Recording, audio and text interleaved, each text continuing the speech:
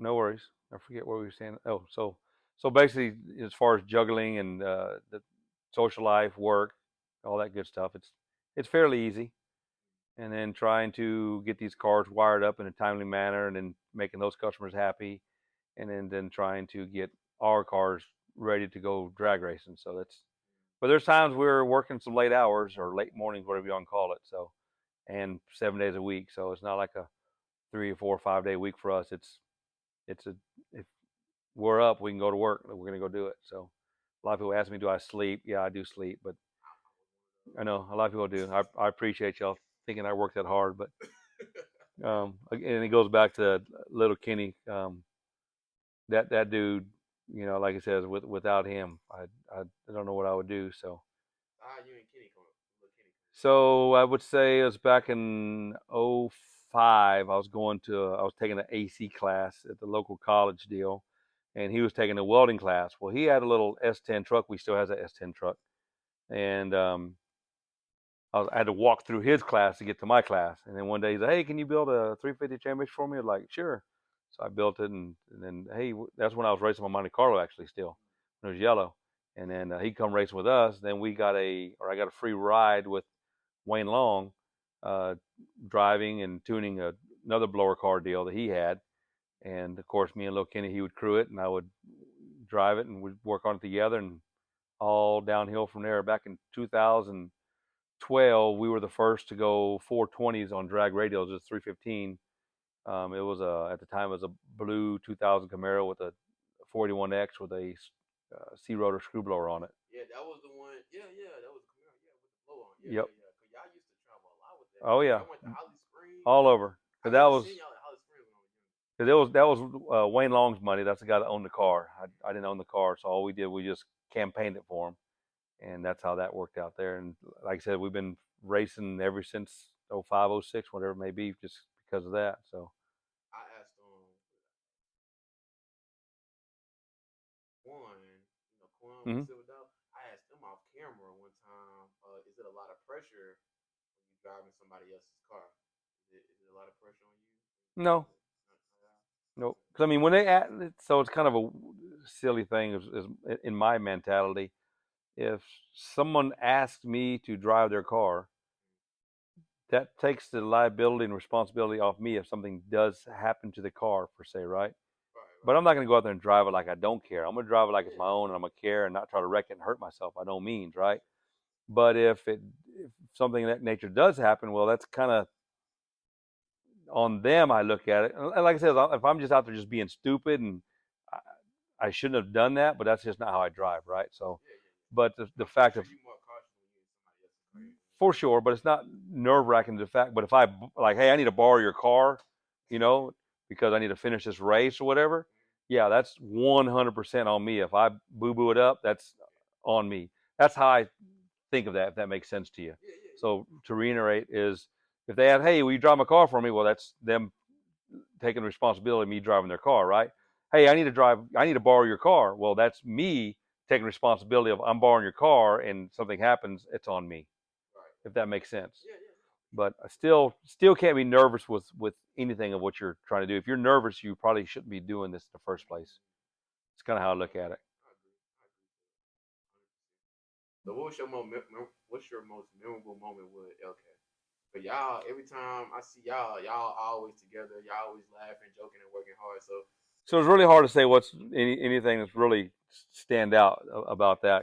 Just because we just work well together. So yeah, he works as a welder on his regular job, but in the past, I think maybe a year and a half, 2 years now, he's been working in the shop from 11 to 2:30. Then he goes to work from 3 o'clock till 2 a.m.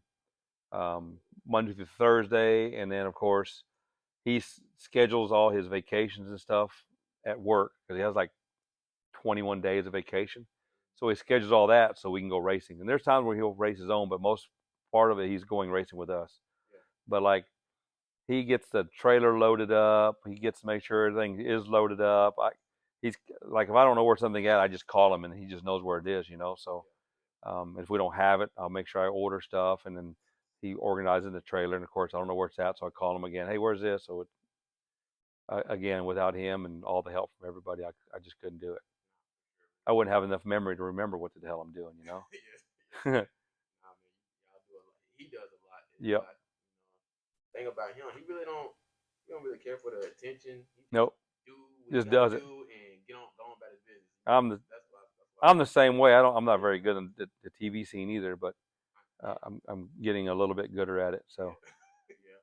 but yeah, So I would rather just do what I do and let people let speak for you. that's it. Like I It's a said, lot easier in my book. like I said, man, like I go to the track off camera. I talk to a lot of people off camera. I only cut the camera on when I'm ready to just entertain folks. But like behind the camera, your name is like ringing in a good way. In I a good way. appreciate it. You know, I like appreciate people you and need somebody to everybody. help you, gang. And I do know sometimes there's a lot of people that I have helped and they forgot that I've helped them also. Yeah, That's what really gets me every now and again. It's like, I helped you for a reason. So, yeah, and it wasn't just because of money, whatever. Don't get me wrong. I do this for money. yeah, If they're mad at me for that, then so be it. It's like, why don't you be mad at Walmart when they charge you for your groceries? That's what they do. They sell you groceries, you know what I'm saying, or whatever they may sell.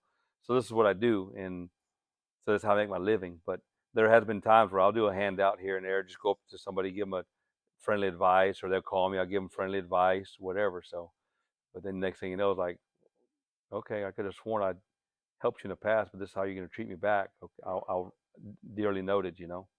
So what's been your biggest challenge when it comes to touring? Well, some of It's your big. I know it's been sometimes some. sometimes it's always challenge. You could have two cars that are side by side and then same build and everything, and they're not going to be the same. That's what's crazy. So there's always challenges no matter, and you know just like I'm testing now for LDR, and you see the camera that I'm doing pretty good at it. But who's to say when I go to the first race that I don't just flat out suck? You know what I'm Right, saying? right, But the good thing is that I'm good with that. It's part of it. I understand it, and people are going to talk whether it be good or bad. And I've talked to quite a bit of other grudge racers too, where good friends of mine. I'm not going to say no names, but they'll go back there and just hearing the little back line or whatever they talk. Whatever I'm not sure what they call that shit. You know what I'm yeah, talking about?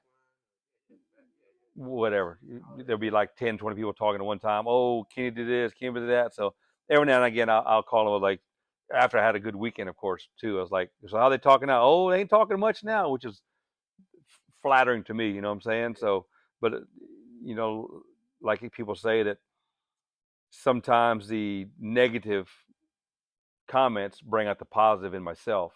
So makes me dig even harder.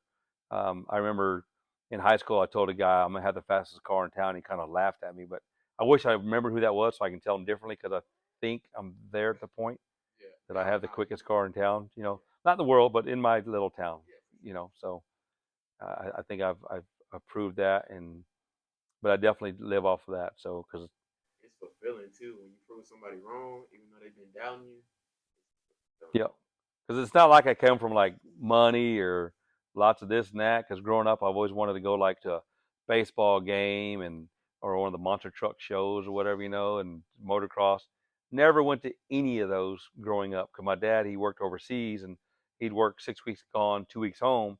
He didn't have time to just take me to a motocross. He had to play catch up with home stuff or whatever, So Yeah. so I'm not mad at him by no means, but because that's life So it's not like I had nothing in life. I had food and clothes. So Yeah. um, So you said your dad wasn't. So wait. So let's go back. hmm? How was you and your dad relationship again? Me and my dad's relationship growing up was great. He worked overseas on helicopters because he was in the Air Force. A lot of people don't know this, but my mom, that's where the egg rolls come from. My mom is Chinese.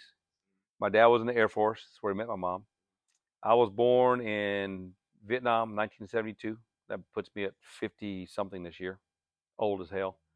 And then, um, and then I have one sister. She's like 18 months or 15 months older than me. So, and that's really about it. But then, like I said, he worked in Egypt for like 12 years, working on helicopters over there. At the time, I was, growing up per se. We lived in Iran for a little while, probably a couple years there, and then we got ran off from there. So then we came to the States, and somehow or another ended up in Texas. So Somehow you ended up in. we're not sure. Dad was just talking today. I kind of wish I'd have went to Carolinas or something. Or he don't like cold weather because he's from Illinois, so he don't like the cold weather. So he wanted definitely something that's hot. So he found that place for sure. But I've been here in Texas probably since '78, maybe somewhere around there, maybe '76. But yep, that long ago. You played any sports in high school? I played not in high school, but say junior high. You know, there's like the little local county baseball is what I did for like 3 years. So other than that, I didn't. High school was like I didn't want to get into just no time. I just back then I still like cars. You know what I'm saying? So I finished school and go to work. Like my senior year, I worked at Discount Tires. Worked there from say 3 o'clock to 6 o'clock, and then UPS unloading and washing the UPS trucks from 6:30 to 11, Monday through Friday, and then Saturday I work a full day at Discount Tires. So So, that okay. So, how did you like transition to the racing? Like, how did you get involved with tuning? You go to school for tuning? nope. So the tuning part of it goes back to pretty much to Monte Carlo when I had a blower in there. Um, all I had was, I'd call Galen Smith, I'd call Frankie Taylor just for some advice on this blower situation on what I'm doing wrong or right. They'd help me out with what I needed for as far as questions goes, and then just having to learn it on my own is what made me do it and learn it. And then I did pretty well with it for what I had and the resources. And then I had some other people, hey, can you help me work on my car? And then from there, just went to some great stuff for sure. So All right, let's go back. What was your first ever car that you ever first car was a '77 Camaro. My dad had bought it from a friend of ours for $100. Had a blowed up inline six in it. He painted it in the shop. A little two car garage, not a shop. Just a little, painted it himself. Put some Walmart seat covers in it. I put 215s in the back seat. No sub, no mids and highs, just two subs. That's it. You couldn't hear no music, just a boom. It was crazy. And then I, I oh, when I was 14, that was what I got for my birthday was a Punch 15. And then next birthday, I got another Punch 15 and a Punch 45. And when I turned 16, I put that car I was telling you about. And I couldn't even afford to cover the box, so I just got like my mom and dad's old blanket and put it on top of the speaker box. That was my covering for it. So it was good stuff. you tune? When did you start tuning on other people's cars? Like your first ever car that you tuned on outside of yours? So I would say probably I was working at a transmission shop back in say '96, maybe '98, and I was not tuning for. I was tuning and driving his car.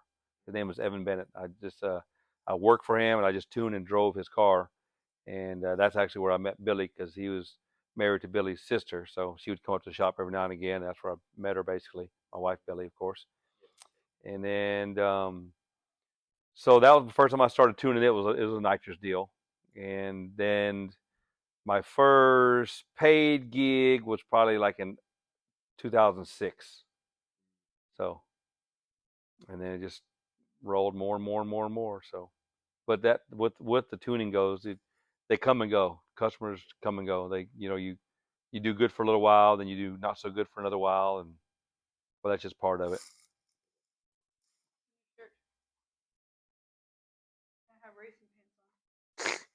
Workout.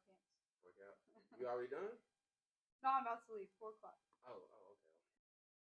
All right. So, do you ever get burnt out racing and wiring? Wiring sometimes I do, because like I said, sometimes it's mentally taxing for sure. Like I just want to make sure the job is really really nice and neat and organized. It's not and flawless. You know what I'm saying? So, but then there's times I get really motivated and pumped up about, oh, this is nice and it's gonna be great type deal. So same with anything, I guess. As far as the racing, hardly.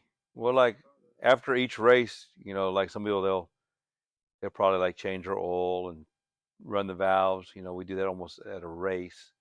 But then after every race, we put new pistons, rings, We take the cylinder heads to Jeff Nizer and Dan Barton. That's who does our motor work. But we'll do it right here in the shop here, the end frame, pull the heads off, run them down there. They'll make sure the heads are good, check the springs, uh, check the valves, all that good stuff. We'll put rings and pistons here and then move on to the next race. And after that race, we'll do it again. So that's That's like y'all routine after each that's race. routine. Yeah, we just want to make sure that when we go into the next race that we have a healthy motor. That's just like whenever we went testing for the past 3 weeks, 4 weeks on off season. That now, of course, they just fixed my motor because I hurt the cylinder head and Ennis at that Ennis race. I forget what it was, but I think it was their race, TJ Bailey. TJ's race. Oh, Yeah, yeah, yeah. sorry about that. They all run together sometimes. So, I torched the head there, and then so they fixed me up, not like 100%. Just hey, let's get it back together so we can go test some new stuff. So, and we did, and it's the motor's happy, and so now we took it out so we can take it back to Jeff and Dan so they can go ahead and go through the motor properly, and hopefully we got a nice piece for the U.S. Street coming up in January in Bradenton. That's our game plan there, hopefully. TLDR. How long have you been running S275? I think I've been running X probably back in probably for sure 2010. Yeah, 13 years, huh? So far, so good. I mean, we basically took the weight out of the car, which was 200 pounds. We're still not quite the LDR weight, but I feel that what we accomplished so far is competitive. It's not like a front runner by no means, but at least we have something that will work. I basically had told Nizer, my engine builder, that I wanted to go to LDR, and he was first kind of a little bit against it because of the fact of we're doing good in X. The motor program is good. It's healthy. It's not hurting silly parts, by no means. So I'm like, well, I just want to just try it. And I was like, I tell you what, let me pull the weight out of it, and if it doesn't go a 985 60 foot and 265 to the half track, first time out with it, I won't even humor the thought ever again, right? So first outing we went out, we tested HMP because HMP's, Dean has got that track like really, really on point. And I've only got one chute, so it's hard for me to try to stop the car with one chute. So I always run it at the 330 at Dean at HMP. Especially HMP, Yep, you gonna be it is a touch short, yeah. but if you're smart about it, you can stop. But I'm not going to try to stop with one chute. That's why I got the dual chute coming in hot. Oh, hey, The okay, Cameron Johnson Titanium Edition. You know what I'm saying? okay, okay. Yeah. So that's going on next. LK's got to put that on there for me. So then I think the third pass with it, we went 983, 264. So I'm like, I guess that's my sign. Let's go. So then we took it to the TJ's race, and we ended up running a 975 60 foot and ended up going 399 ET. So we're like, we definitely got a contender, and that was with a small blower. That was with the X blower. It's like I said, we just took the weight out of it. That's all we did. So now we got a bigger blower on it, and it definitely went quite a bit quicker when we tested last weekend. So we're really happy with it. So we're gonna go try it. Pretty excited about it though. Very very excited. I mean, just like I said, but like I said earlier, there's times where you think you got a hot rod and you go to a race and you ain't got shit. Yeah, So yeah. I'm prepared for it. Either way, I'm excited. I mean, Just you to see. running like kind of they numbers though, like Yeah, I'm based on there what with you them. posted and everything. Not with the super fast guy, but they're trying to slow them down a little bit. So, which would be good in my case, and so at least we'll have a competitive car. So either way, I'm gonna go try it. So Did they come out with a new rule? they had some new rules come out today. So I quite a bit of seen them that. guys got like 100 pounds, 75 pounds, stuff like that. So, and as far as I know, I think my combo small block with the blower I have is, I think it's the only one in the class. Oh, really? So we'll see how that turns out. So, Okay, okay. So what was the new rule again? so like the Hemi with the 140 blowers, I think they got like maybe 125 pounds added to them. I think Goss might have got. Let me. but that's a lot of the combination is Hemi Pro Charger or Twins. I think some of the classes combos got a little bit off. I believe the nitrous cars got maybe 50 added to those. So we'll see how that turns out. I want to go faster. Of course, we all want to go faster. So that's my way of going faster without not like breaking the bank by doing such, by having to build a whole new car to try, because the car wouldn't compete in Pro 75 or LDR by no means. Um, but then like the fact of not having to race Michael Halls or race Little Kenny, stuff like that is going to be the hang on, like. So that was another one of my main reasons there. Yep. Because Kyler runs Ultra Street, so there's going to be, of course, they run RVW, Pro 275, LDR, X275, and then Ultra Street. So therefore, I'll be able to make my pass and be able to get back to the pits in time and be able to get back up there and watch her run. Normally, the only way I was able to do such is if I was the first to go down as far as qualifying goes, and then if she was the last to go down in qualifying. And I was able to make that pass to watch her or whatever. So this way here should guarantee me to be up there for her, and Ronald McClaskey be up there for him, being up there for Michael Halls, Little Kenny, what have you. So, and who's to say that if Haley's not going to start driving, as we already kind of, the world's getting a hint of that. So, be able to be up there with them guys and not have to compete with them.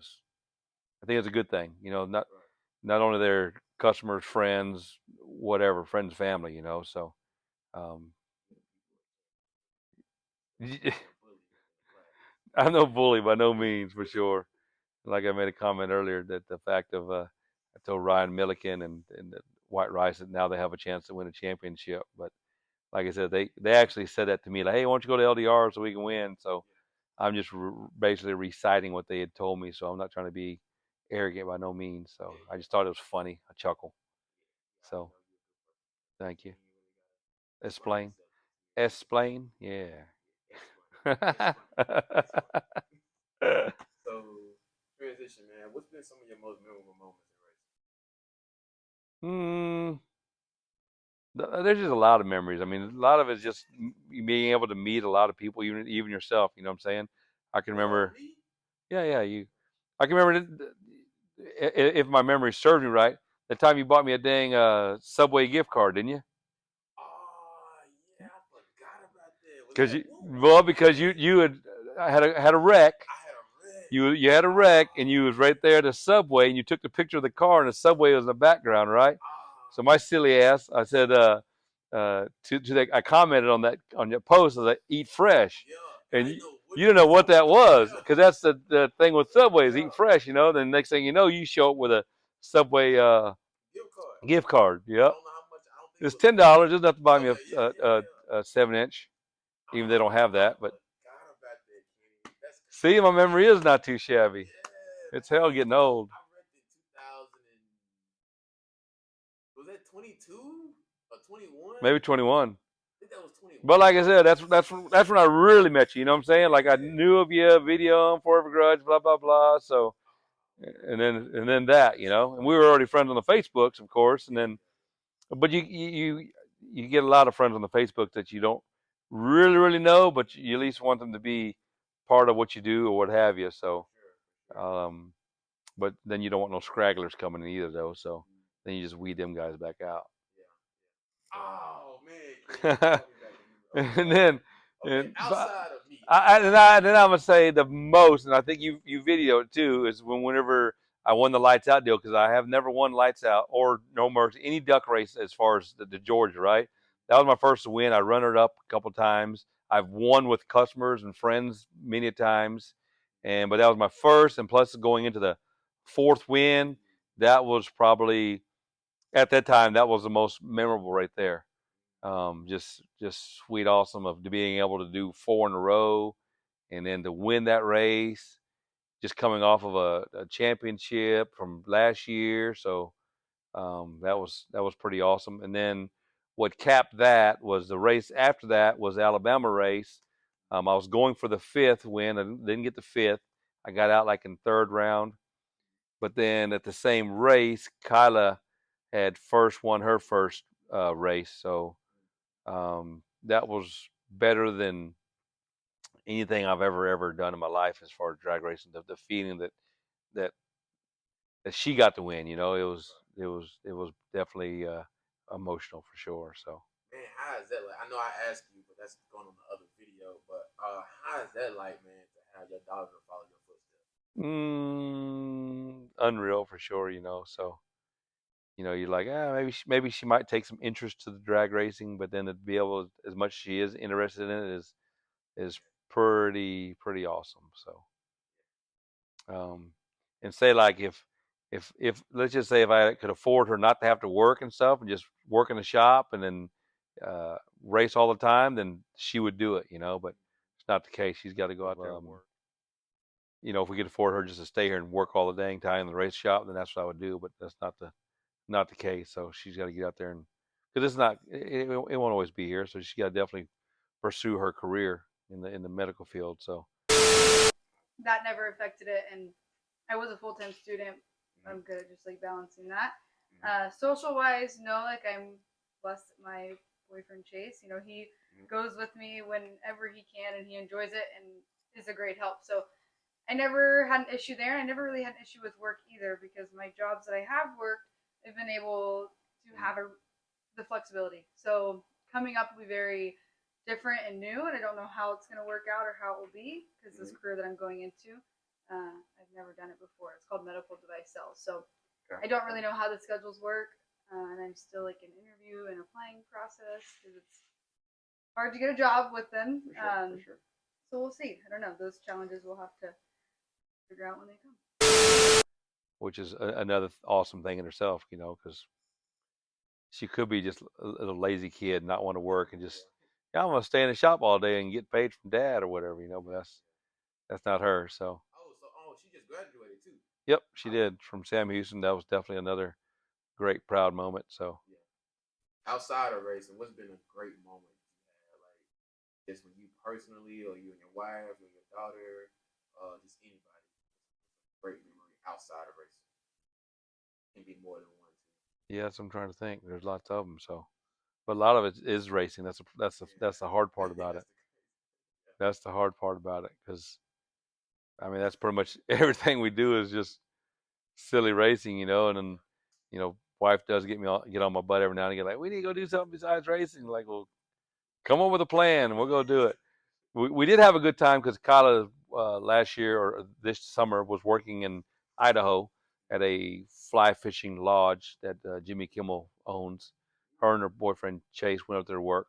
Chase's brother and sister-in-law kind of helped run the place. So we went up there and we had a great time. I posted a couple of videos and pictures throughout when we were up there this year, and that was a really good vacation for sure. We just took our RV up there, took the long ass scenic ride up there, and stayed there for like 5 days and did a couple little different things, and um, it was a blast. So how important is it? I want to try to highlight everybody that you're associated with, man. I don't want to leave nobody out. But how important is your wife to the team and Jeff Nyes? I know you and Jeff Nyes have got a good relationship. Mm-hmm. How important are they to the team? I know your wife. Wife is so it's tough to try to go race without her. Every now and again we'll try to go test without her, but it's definitely a heck of a lot more work on me because she's able to do all the downloading and the data. So all I got to do is go in there when she gets it all downloaded. I'll look at the plugs. I'll make a couple changes on the laptop. I'll label it, and she'll go input it into the car. And and of course, going up there and finding the groove for me. She's really good at that. We talk back and forth on the radio. She'll get me in the groove, back me up in the groove, and comes back, picks me up, and we come back, and then we do all the service in the car. Little Kenny, Kyla. Um, like I said, little Kenny, he can service the whole thing himself, but then when Kyla's there, she helps do the puke the tanks and just little things here and there, fill up the fuel tank and stuff like that. So, but yeah, it sucks to race without either either or any one of them for sure. And then there's Jeff Nizer and Dan Barton. He's the one that does. He's kind of way behind the scene. He does the cylinder heads. He's hardly never on the scene as far as out there at the track, or a lot of folks don't know who he is or what have you. But without him, it'd be really, really tough because, like I said, when I hurt that head the other day, I'm able to get it fixed within a week. And then another behind the scenes is Jeff's brother. Let me get the light. Jeff's brother is a Todd Nizer, that's his name, and he's really behind the scene. He does quite a bit behind the scene for us as far as builds and manifolds, billet valve covers, um, intricate machine work. If it's got to go on the CNC machine, that's what he does. Um, I've got Weisco pistons that helps me with all my pistons and wrist pins and stuff like that. Whenever I need them, they knock them out for me, and I go through a lot for sure. So, and we've got even another person I was forgetting to mention earlier was Doug Cook at Motion Raceworks. He does quite a bit for me because that's TBM brakes, Rife sensors, Rife Riff. I'm not very good at English, but it's one or the other.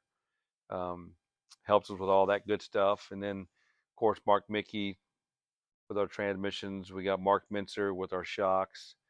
Firecore 50. Rick Gorski. He's been on board with me probably 4 years with the spark plug wires, and just great guy, great product. So that really helps us with that. And then we've got Marty Chance with the torque converter. Nick Bruder, I always plug him because he's kind of associated with billet atomizer, and also without him, he's the one that really got me started with the Fuel Tech, as far as getting me a base tune on how the stuff even works, showing me how to use it, what to do here and there. It's always a learning thing. There's always something a little bit touched, like, oh, okay, it does this, it does that. So I'm never going to be the person to say, I've never learned nothing. And even down to Luis at Fuel Tech, Cameron at Fuel Tech, Steve Petty with Fuel Tech / Proline. All them guys helped me out. So I'm trying to think who else I'm forgetting. It's got to be somebody else. RC Comp for the rear wheels and front wheels really helped me out on that stuff. Mickey Thompson tires.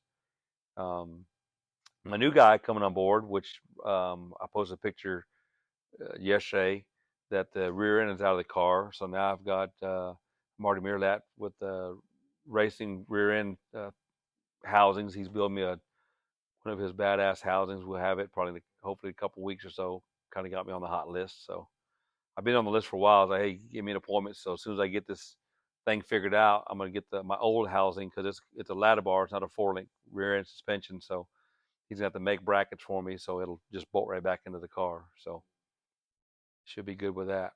And of course, the Jeff Nizer deal was,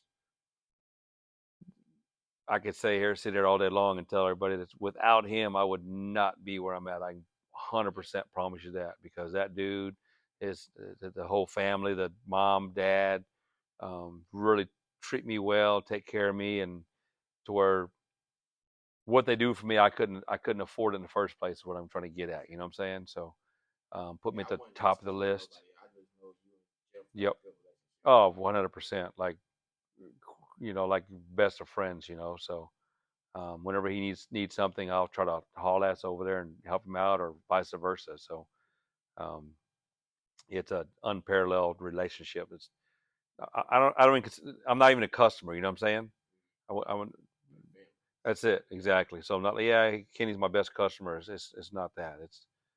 He just takes care of me. That'd be like me saying that little Kenny's my customer. You know what I'm saying? Or Mark McClaskey, or it's not the case. It's just what we do. We just help each other out. So of course I forgot to fail to mention. Of course, Mark McClaskey paints my cars, and we got Lamar Swindell that paints the chassis. And actually, he's been trying to. He came to our last race in Orlando, gave us a big hand as far as servicing the Nova.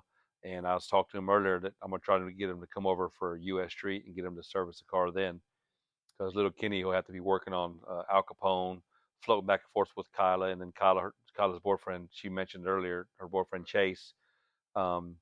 He really knows much of nothing about a car, let alone a race car, but the dude will stand in the paint and just get after it. You know what I'm saying? That's what I love about the dude. So just awesome. He supports her.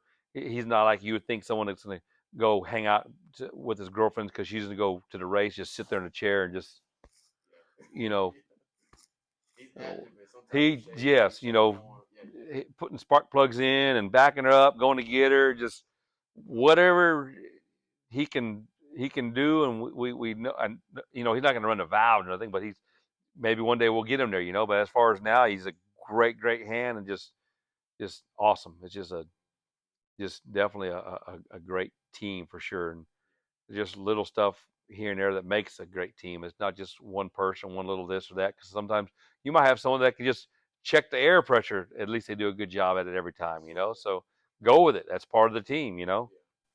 So even Brian, he do a decent job. yep, yeah, yeah. He's our comedian of the bunch for sure. So Keep y'all rolling. Yeah, I just didn't want to exclude nobody, I appreciate it. man. So I know y'all test a lot. So how important is testing when it comes to racing? Y'all test a lot. Testing is definitely way part of the program. Without testing, you really can't achieve what you're trying to achieve, because a lot of time when you're at a race, you're racing. You can't test stuff. And I even tell my customers that they'll try to go to a race and like, I want to go race once a year, and then but you can't really test anything because you can't try stupid stuff. You know, when we're testing, we can try stupid stuff that you know good and well that shit ain't gonna work. But you try it anyways at testing, and all of a sudden it works. Guess what? You learn something. If you don't test it, you're not gonna learn it. So there's a lot of things that like this has got to work, and then so you change a converter or a gear ratio, and you go out there and that thing just was garbage. You know what I'm saying? Like, what was you thinking to even try that? So that's part of the testing, that you've got to go test it to see what's good or bad. So number one is you got to have fun. If you're not having fun doing this sport, then just get out, because this is not a sport. No matter how much money you got, you can just come into the sport. And a lot of people think that you can. You come into the sport with all this pocket full of money, and you're going to buy yourself success. That's not the case. The only thing you can buy yourself is a good steak dinner. You know what I'm saying? That's for sure. You ain't going to come in and buy a successful race car program. I mean, there are people that do close and can win every now and again, but some of these guys come in with all this money, think they're going to win every single race, and it just doesn't happen. So then they quit. They're not long lived. You see a lot of that, just rich guys coming and going. But myself, I don't consider myself rich by no means, but the only thing I'm rich of is around good company and a good life. So that's what I'm rich of. So How do you stay so relevant in the racing? Like you said, some people come and go. I didn't see it in myself. But racers, tuners, promoters. yep.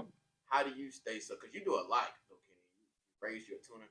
How do you stay so relevant in each market that you're doing? So my biggest thing is I'm just ate up with it for sure. I'm just too deep in it to quit, too dumb to quit, and I just don't want to. So I just keep going, you know. And then you see a lot of people like just hurry up and try to rush to build a project, and then they get it together, and the next thing you know, a month later, it's for sale.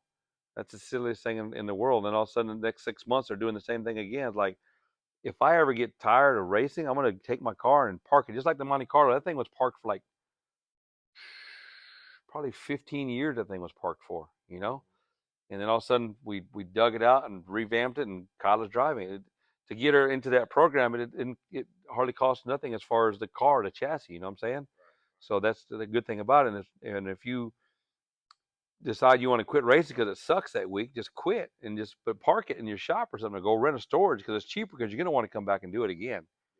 But I don't know sure if that answers the question of being relevant, but it still goes back to being um, just I don't want to quit. You know, that's if you don't quit and you keep going, whether you're good at it or you're bad at it, but if you keep going, most likely you can be pretty good at it. So myself shows that with my 2 championships, and again, not trying to be arrogant or cocky, but it is what it is. You know, one guy that Joe Golden always says, you know, Hot Rod Gossip way back in the days. I don't know if you remember that, or most people will.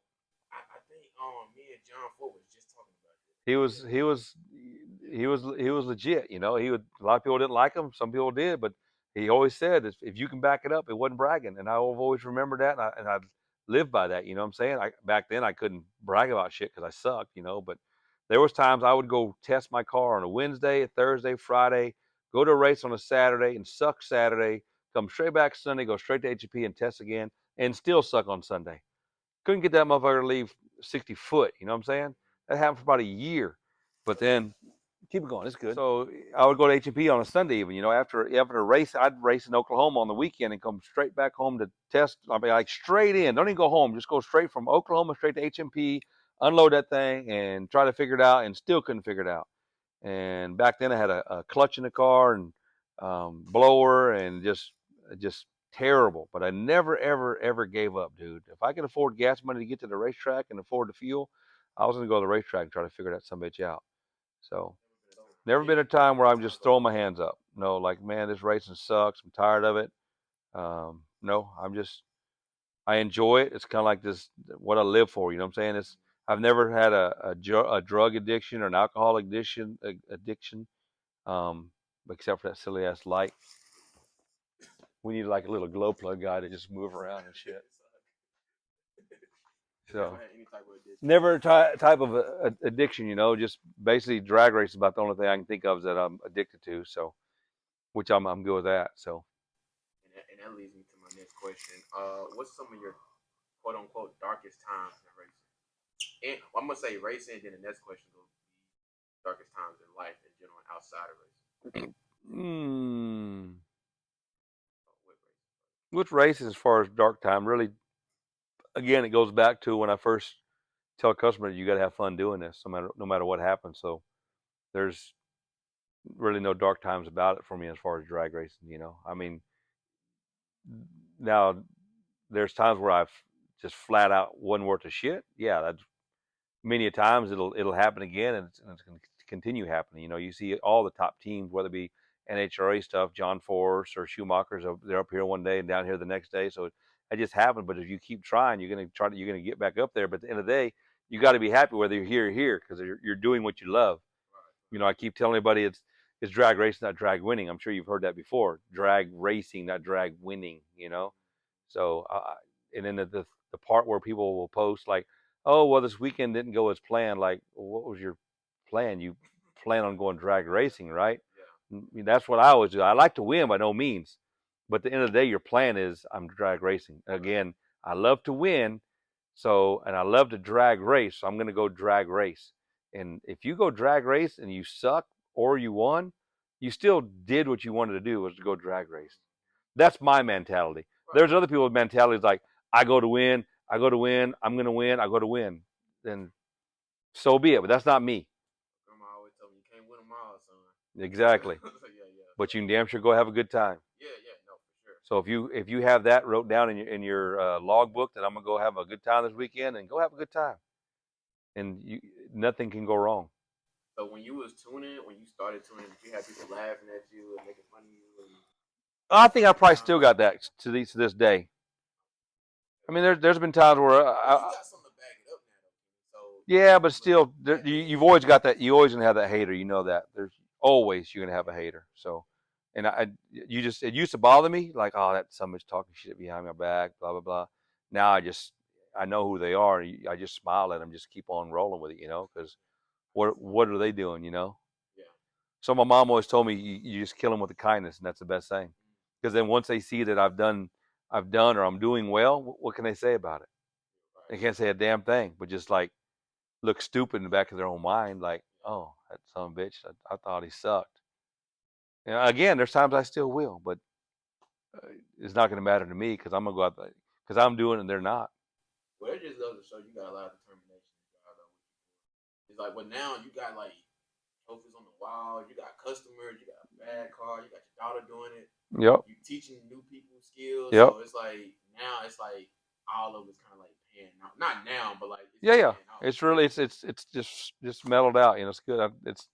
It's there in front of me. You know what I'm saying? It's like the last weekend we're running even like Haley in Mike's car. You know, and just I'm coaching her through like, hey, get your hand on the parachute. We're gonna get you down there, because it's a process of you know, pulling the chutes. You don't just pull the chutes and that's all you do. You know, you got to drive into the chute, so you're full throttle. you get the chutes out, and then you got to get off the gas pedal when you cross the finish line. So it's a different situation, and she did a great job driving.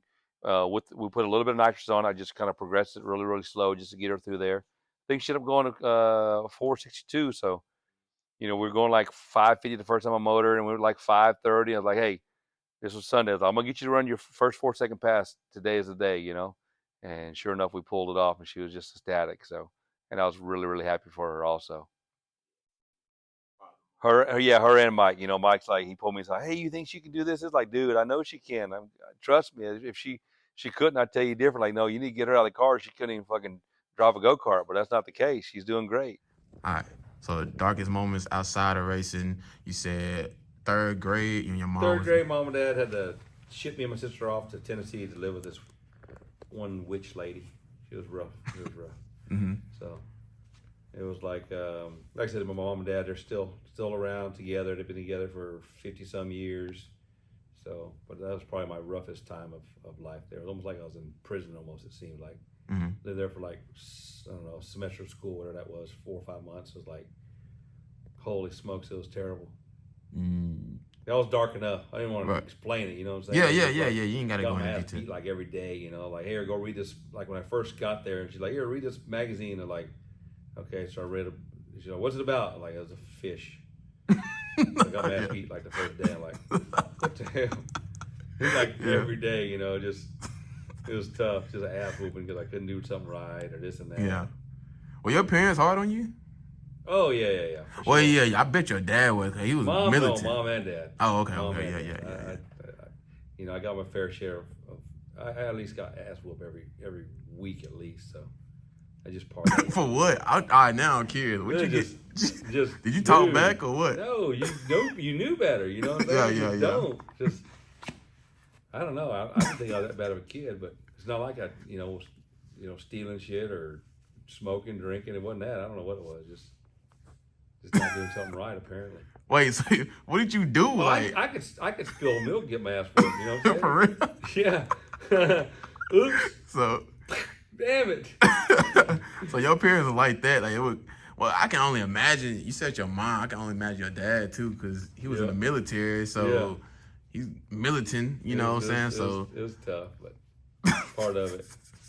I ain't mad at him. Yeah. It made you who you are today. I mean, for sure. I think you're pretty successful. I always help them out when they need some help, and vice versa. And I go get my hair cut once a month. It costs me $300. So what? Well, mom, she cuts it. Oh. She don't charge. That's what I pay her. So what would buy her cigarettes or something? So what was like? What's your definition of success? It keeps on going back to being happy. Yeah, I figured you were gonna say that. Yeah. Is that good or bad? No.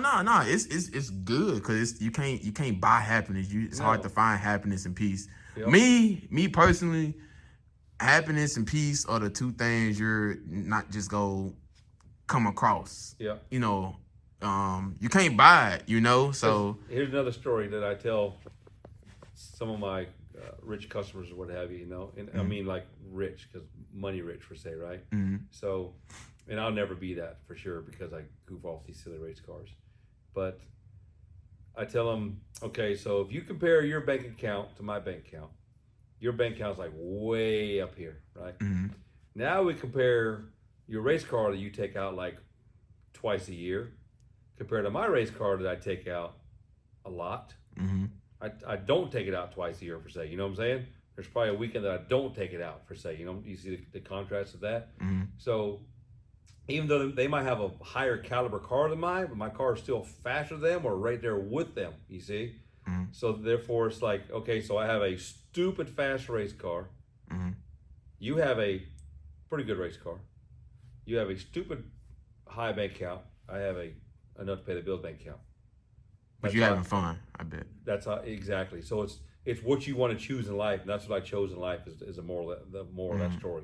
I chose to have a fast race car. You choose to make a lot of damn money. So makes sense. Yeah, it's kind of weird, but that's what I've come up with in the past 2 years of thinking about all what I do, So I guess you're saying like the person that has the most money, the richest, don't exactly have as much fun as the person that just I would think that. Yep. don't pay the bill or got enough just to pay the bills. In my opinion, you know what I'm saying? That's me looking, because they might like, well, shit, I have fun going to vacation once a month. You know what I'm saying? Yeah. That's what they enjoy. You know what I'm saying? So it's two different things. It's not a bad thing by no means. I'm not trying to talk nothing bad about it. For sure. But I'm just telling you what I like to do. Right, from your experience. That's what I come down to. That's what that story is also, is the fact of I like spending every single dollar I got into my race car and have a fast race car.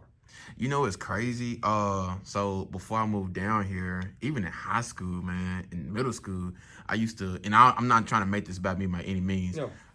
Man, I used to save money, but I never spent it. I remember I think in ninth grade, I think I saved up like 12, 13,000. I mean, for me, it was a lot in ninth grade. Yeah. And, I used to not brag about it, but I know I got it. So I cause my mom and them, they didn't really have it like that. But I know I used to like hustle in a good way. I never sold drugs, didn't have to, cause I knew how to work.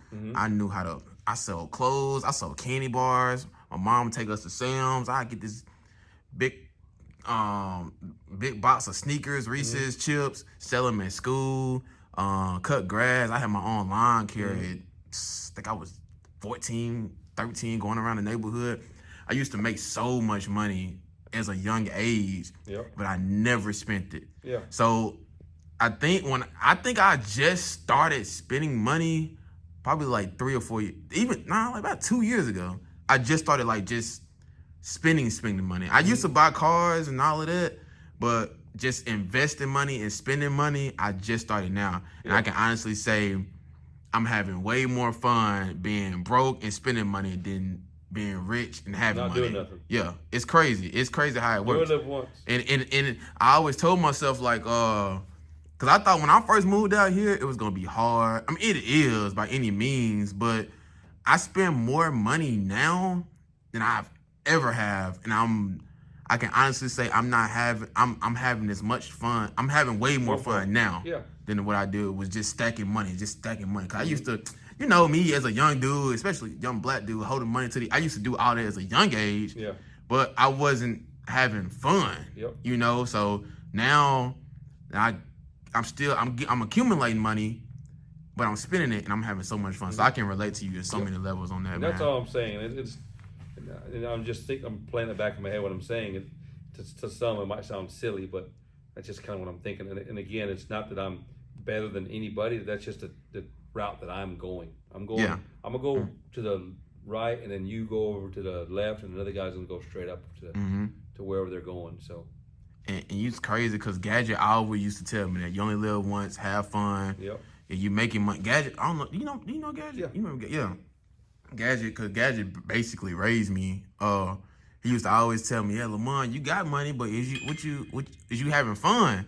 I'd be like, "Yeah," but I'd be lying. I'm having a decent time, but it makes so much sense because I'm actually spending money now, and I'm having fun. And that's kind of like goes back to like you said about what's my best memory outside of drag race. Well, I really don't have much because that's what we do in this drag race all the damn time. Everything is drag race. Even the wife always gets on my ass about, like I said about it, but I was like, I don't know what else to do. This is it. Sorry. I mean, I don't know if it sucks in your eyes or anyone else's, but this is what I do, and I think this is what helps my success of what I'm doing. So, that's simply said, I guess.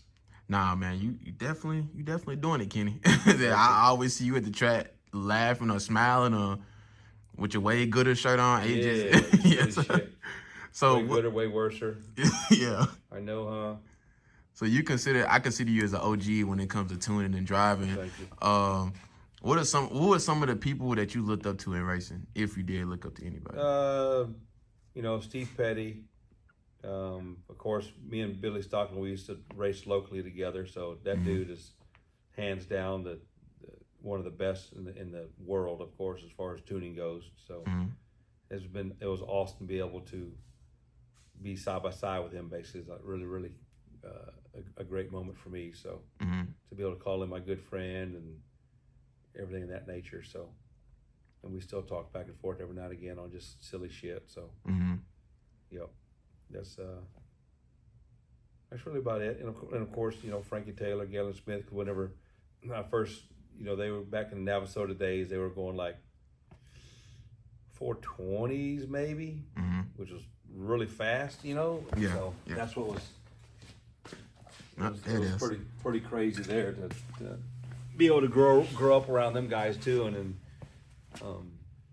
just a lot of good people and that you meet in drag racing, So right. And that's another reason, like when I go to Georgia, I do a lot of cooking for everybody, and For sure. I don't invite anybody, but everybody's invited, So when someone will say, "Oh, I didn't get invited," you don't have to. You just gotta show up and eat. I feel like we already knew. Like my first experience was this year, and was it last year? No, it was last year. Yeah, last year. Yeah, and I enjoyed every moment. So most people do for sure. It's like a party at your trailer. Yeah. So. I mean, there's times where there's over 100 people there to eat good food or bad food, whatever. I tell people that maybe the food tastes so good because you're so damn hungry and all you've been eating nachos all day, So yeah. I'm over there deep frying sneakers or shoes and shit that taste good, That's one of the main reasons why I come to Lifestyle. Don't tell Stephanie though. Okay. Don't tell her. Keep it secret. Yeah. About cooking that damn light, dude. Yeah. We almost done on the seat. What's your biggest fear? That's what I want to ask you. What's your biggest fear when it comes to racing? None. Blowing the motor. That's it. Blow up the motor. I think you the only person that ever said that. Everybody else I interviewed, they said it's fire. I got enough, equipment to get me out of there. So yeah. So what suit did you have? the 20. I got the 20 suit. I got a neck collar, 20 gloves, 20 boots. I always wear my face shield. I did the other day when the in-car camera did and I shouldn't have done it, but my glass was getting foggy. Went down through there and then shut the car off, and I lifted my visor. And I always tell her, and I tell everybody, wait till you get out the track and then you're ready to get out the car, so you know that nothing's happening. Because even though you're shutting down the car, a fire could still happen while you're going down a return, the shutdown area basically. So keep all this stuff on, your gloves on, your seat belts, everything until you turn off, you stop, then get out of it all. Right. So, but no, I got the fire system in there. I got 2 10-pound bottles, one for the driver area inside, which is another pool, and I got another pool for the engine compartment. Another plug I forgot, of course, was David Vassar, nitrous outlet, meth head injection, pro charger. Again, without them guys, you might as well just stay home. So. Yeah, David is a very good dude, man. Yeah, he helps a lot of people out. There ain't no doubt. Yeah, man. Big time. I want to give a shout out to him too. He helped me a lot, so I know he helped other people a lot. So yeah, shout out to David, man, for doing what he do. All right, so it's a lot of, it's not gonna say a lot, but it's a few upcoming tuners, that's coming out. What advice do you have for them? There's some that I see like get a little attitude every now and again whenever something doesn't go right, but that you shouldn't be the person to get mad about it. You know what I'm saying? That you get upset, but don't show it. And then long as again, it goes back to having fun. So you got to have fun as a tuner, and you got to tell the customer that they're having fun too. And then bad days happen. Bad days happen just naturally. And there's not some of that shit's out of your control. You can't blame the track for being bad or this being wrong. You can say it, but don't be mad at it for long. Just say it, get it off your chest that you say, and move along. Right. No need to post on the Facebook that this happened, that happened, why this, why that. Like you just sucked. You know what I'm saying? Move along. That's what I just told you myself. There's times I just flat out suck and just. That's the simple of it, no matter what happened, you just suck. Just move. It's just part of it. At least you can admit it. A lot of people can't admit it. Exactly. You just suck and you move on. You don't have to be perfect. Nothing in life is perfect. So just suck and move to the next one. Try to figure out the issue and go on to the next. Yep. Okay. Next level, please. Okay. So, all right. So, speaking of tuners, I guess you can say, what do you have to say about your quote unquote competitors? Yeah. How can I put it in a good way? I'm trying to put it in a positive way. No, it's easy. Like I mentioned to you earlier about your all the people that you video against and stuff. You know what I'm saying? It's really, to me, it's not a contest. There is many times where we all kind of talk together. I honestly can't think of a tuner out there that I do not like, and I'm gonna sit there and say, yeah, them guys, they suck. I can't stand them. Yeah. I can't think of anybody in the category of, because we got to see each other way too often to even try to live that way. You know what I'm saying? We're like, why would you want to go? I'm gonna go to racing this weekend. Man, I sure hope so and so's out there because I just hate seeing that son of a bitch. You know what I'm saying? I don't want to be that way. I mean, if I got to go somewhere every weekend damn near, which is about the gist of it. I mean, there's probably, I bet there's at least 30 to 35 weekends out of the year I'm at the racetrack seeing, like you asked the question, is other tuners, right? Yeah. I'll go shake any one of their hands any day of the week. So who is some of the top tuners that you not look up to, but you? No, I know that they're good. Yeah. You know, Ryan McCain's good. Ryan Grigsby, of course, Petty, and all the pro line guys. Of course, they're all just super badass. You know, so there's a lot of them out there. There's no doubt. So even some hidden ones that you really hardly even hear of very much, but they're badass. There's no doubt about it. So.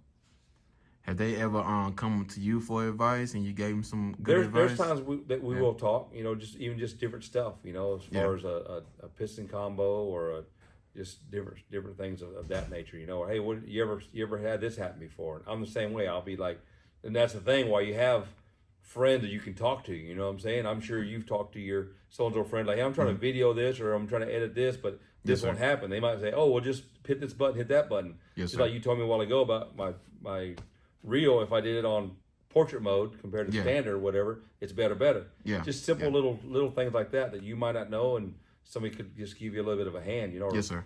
Hey, I'm trying this. Well, I'm having trouble with this transmission or the converter. Well, have you tried this? Oh, it's a good idea. I might try that, you know. And not just me telling them, but back and forth, you know. So right. I'm just giving an example of what we talk, and that's the thing about having a friend out there, even though we're racing each other at the left lane, right lane, left lane, but he's still your friend at the end of the day, you know. So people say, oh, he's my friend, but he's my enemy when we're in the starting line, but not meaningly, you know what I'm saying? Yeah. But y'all don't be serious, though. I mean, neither one of y'all want to lose, I'm assuming. So, yeah, I'm not finna go take you light. So I might not like you. In a gunfight. Yeah. I'm probably not gonna like you for the next 2 minutes, but after that, we good people, like we're good friends. So yeah. So all right. So you know why back in the days they had gunfights at high noon? Why is it? You didn't know that? So the sun's not either one of their eyes. Wait, say it again. Gunfight. You know, back in the old days, they had like gunfights, and they would have them at high noon. They call them like the Wild West type, when they like. That shit. You know, 3 steps, 4 steps, whatever they have. And turn around and and shoot each other. Yeah. So they do it at high noon because the sun was always straight up, so nobody would have the advantage or disadvantage of the sun in their eyes. Didn't know that. Taught me something new. Didn't know that. I had to teach you something today. Yeah. Well, you taught me a lot today, Ken. That's all I got for you. No, I really didn't know that though. I didn't know that. I used to watch them back in the day. Yep. You know, the fights with my uncle. That's it. Take high steps. Noon. Okay. I'm about to Google it to make sure I'm right. Yeah, we're gonna have to. Well, I trust you. Sounds good. Yeah. Badass story, dude. I'm going with it. Yeah. No, I didn't know that, Ken. Seriously. Yeah. So y'all travel a lot. Y'all be on the road a lot. What's the average cost of traveling? And it's like the last 2 questions too. I know you no worries. Go. So it's like, I mean, luckily these fuel prices are back down to like 3 something, but when it's like $5.50, oh, dude, just horrible.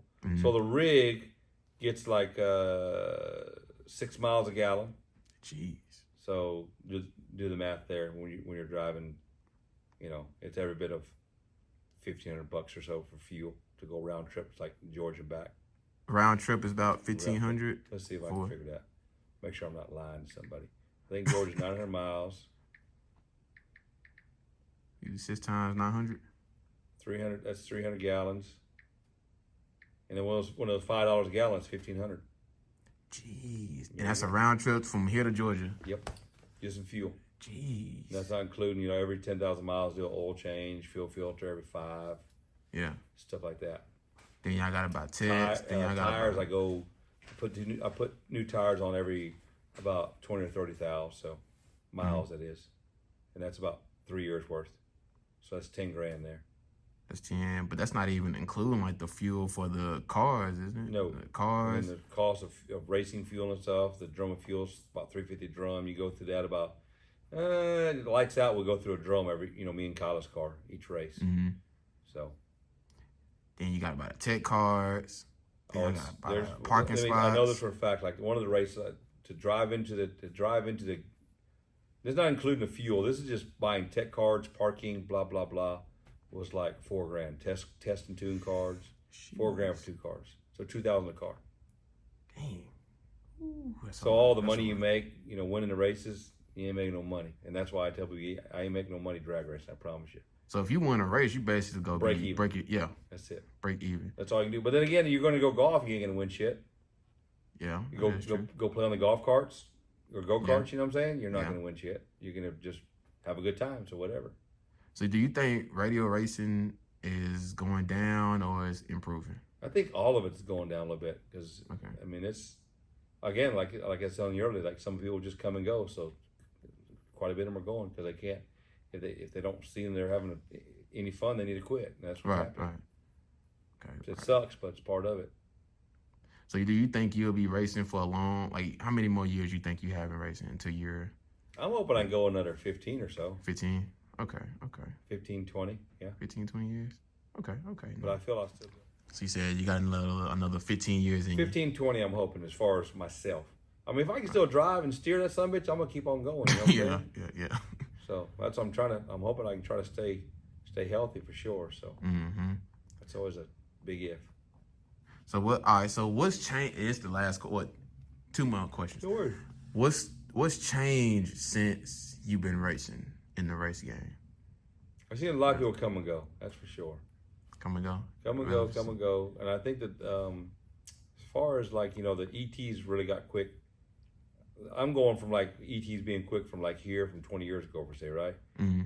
I contribute that with a lot of like gear ratios and transmissions, torque converter technology, a little bit of the horsepower because even back, I remember racing cars back then, like I'm talking like 2000, got like 760-inch motors, 4 kits, and then they're running 450s back then, right? Mm-hmm. At 3,000 pounds. So here, Kyla has a small block, conventional headed with a 91 millimeter Pro Charger, 94 now, sorry, and going 440s. You're like, there's no way that little small block is making more horsepower than a 740, 760-inch motor 4 kits is making, you know what I'm saying? And plus, we're 200 pounds heavier. Yeah, that's true. It's just weird how that works. Maybe the Earth is tilting downhill. Yeah. That's all doing something. All right, so last question, Kenny, and appreciate you for your time, Kenny. Who is Kenny Hubbard? That's just me. Well, I know that, but I was saying, like, who is Kenny Hubbard? I don't know how to answer that. That's what not everybody say that, but a lot of people saying that's a difficult question. It is. I mean, like, who is Kenny Hubbard? I mean, who is he? The like drag racing fool, I guess you'd call him. Yeah. I cook pretty damn good. Cook very good. Let's see what else. I can wire race cars. Okay. Tune race cars. A man of many traits. I can mess up a race car. Yeah, a lot of traits for sure. So. All right. Well, there we go, Kenny. Thank you for your time, man. I really appreciate it. Thank you. It means the world to me. I know you're a busy man. That's awesome. You're a busy man. I appreciate your time, Kenny. Hey, thank y'all, and we'll see y'all out there for sure. And like I said, if anybody wants to come up, ask me a question, please do, and don't be afraid. I'm gonna answer to the best of my abilities, whether it's wrong or right. I'll get it close. Somewhat close, yeah. And any last words? Any last words? Like Dave Asher says, be nice. I'm gonna say, have a good time. Yes, sir. Thank you, Kenny. Yep. Thank y'all.